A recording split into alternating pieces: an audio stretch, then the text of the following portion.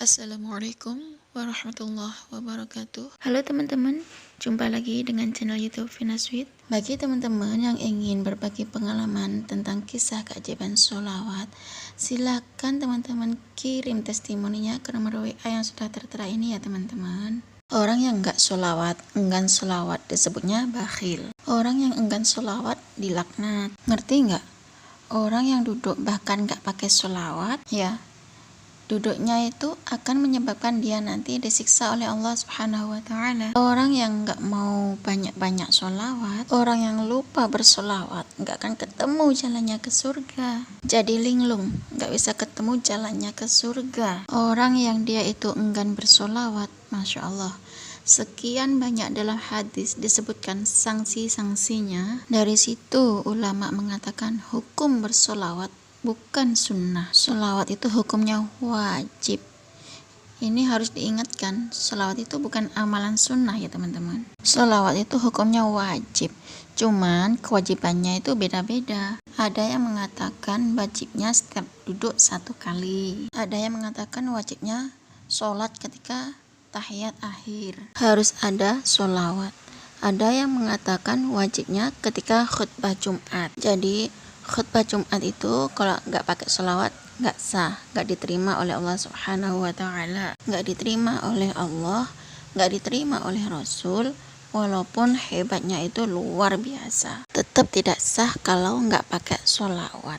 Sahabat Ubay bin Ka'ab radhiyallahu an itu datang menghadap Nabi Muhammad SAW. Beliau bertanya, "Ya Rasulullah, saya ini suka sekali berselawat kepadamu. Enaknya kalau saya lagi doa, sholawatnya itu berapa persen? Yang diperbanyak itu sholawatnya, apa memuji Allahnya, apa doanya?" Maka Nabi mengatakan, "Masyita, up to you, sakarepmu." Karena kalau Nabi menjawab sekian, nanti jadi wajib untuk umatnya itu. Maka sahabat itu ngomong, "Ya Rasulullah, kalau 25%, seperempat bagian doa saya itu isinya sholawat, gimana?" Maka dijawab oleh Nabi, "Masyita, terserah kamu." Nabi nggak bilang cukup. Nabi menjawab, "Terserah kamu. Kalau kamu tambah porsinya, persentasenya, maka itu lebih baik buat kamu." Sahabat dibilangi begitu. "Kalau 50% ya Rasulullah, gimana?" 50% sholawat, 25 puji-puji Allah, 25 doa. Misalnya begitu. Tapi kata Nabi, "Masyita, sakarmu, up to you."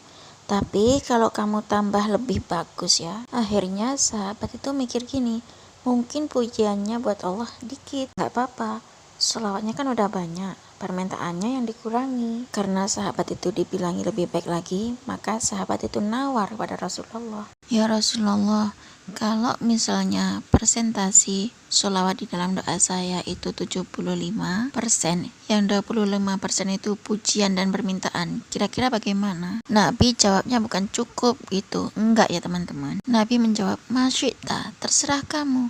Tapi kalau kamu tambah itu lebih baik lagi." Coba kalau kita, "Cukup Nabi, nanti saya nggak jadi minta loh." Hajat pengen rapi kok disuruh selawatan tok. Hajat pengen nikah lagi, di syar'i kan diperbolehkan kan, asal bisa. Kalau nggak bisa, ya jangan coba-coba, nanti jeglek kamu ya teman-teman. SK dan ketentuan itu berlaku di syariat Islam ya teman-teman. Masya Allah, hajat masih banyak. Nabi nawarin, kalau kamu tambahin sholawatnya lebih bagus. 75% ini udah buat sholawat tok ini. Jadi misalnya gini doa, "Ya Rabbi sholli ala Muhammad, Ya Rabbi sholli ala Muhammad, Ya Rabbi sholli ala Muhammad." Misal doanya 1 jam, "Ya Rabbi sholli ala Muhammadnya itu 45 menit. Terus berdoa, "Ya Allah, Ya Allah, Ya Allah, Ya Allah," minta apa aja. Karena cintanya sama Nabi Muhammad SAW itu luar biasa dan paham, Nabi itu menyarankan tambahono gitu loh ya. Fa in syi'ta fa wa khairul lak. Nabi enggak mengatakan syik. Hebatnya Nabi Muhammad SAW. Nabi enggak mengatakan tambahin gitu, enggak. Nabi mengatakan kalau kamu tambahin lebih bagus. Artinya Rasul pengen ditambahin, tapi cara ngomongnya itu halus. Sahabat ngerti maunya Rasul seperti itu. Kemudian sahabat jawab, "Kalau gitu ya Rasul, gak jadi doa. Setiap doa isinya sholawat semua.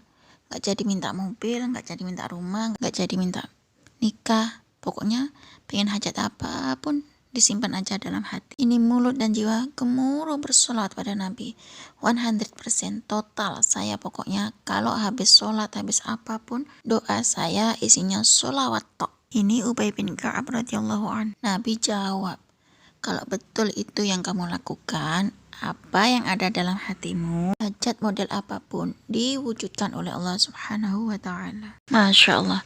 Dan dosa-dosamu diampuni oleh Allah Subhanahu wa ta'ala. Ini hebatnya di sini.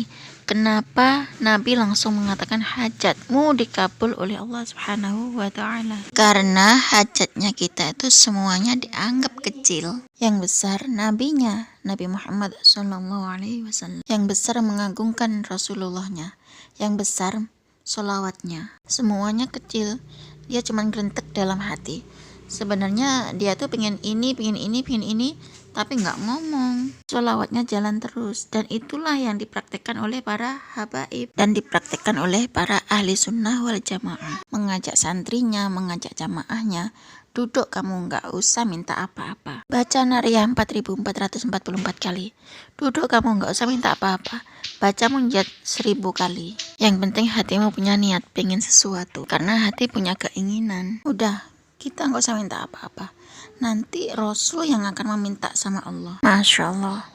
Dengan begitu hajatmu dikabul, dosamu diampuni. Di mana malaikat mendatangi Nabi Muhammad SAW. Beliau berkata, ya Muhammad sallallahu alaihi. Innallah yaqul.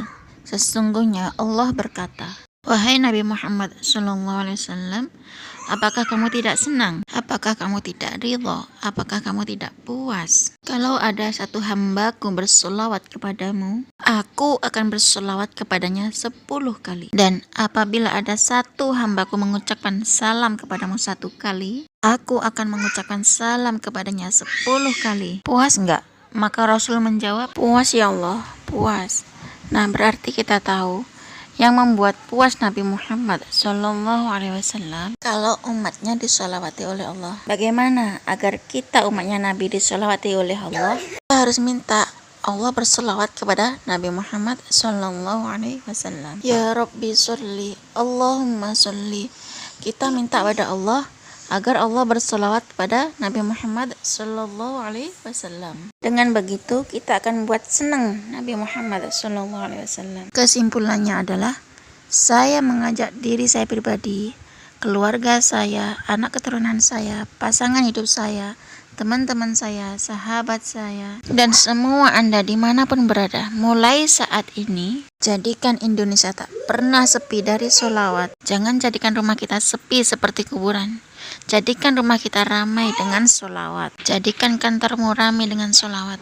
Jadikan tempat dudukmu ada solawat. Kamu duduk di restoran manapun, di mall manapun, jangan malu-malu bersolawat ya teman-teman. Allahumma sholli wa sallim wa barik alaihi. Biar setiap tempat di situ ada Nabi Muhammad. Karena kalau di setiap tempat itu ada Nabi Muhammad SAW, sesungguhnya Allah tidak akan menyiksa suatu kaum wa anta fihim, sementara kamu ada di sana. Jadi kalau kita kepingin gak dapat siksa, duduk kita, di mobil kita, di rumah kita, dimanapun kita munculkan Nabi Muhammad SAW, ya kita bersolawat. Karena janji Nabi Muhammad SAW, siapa yang sholat pagi 10, sore 10, ia pasti mendapatkan syafaatku. Itu sabda Nabi Muhammad SAW. Cukup segini aja ya teman-teman yang bisa saya sharing. Semoga bermanfaat dan bisa menginspirasi ya.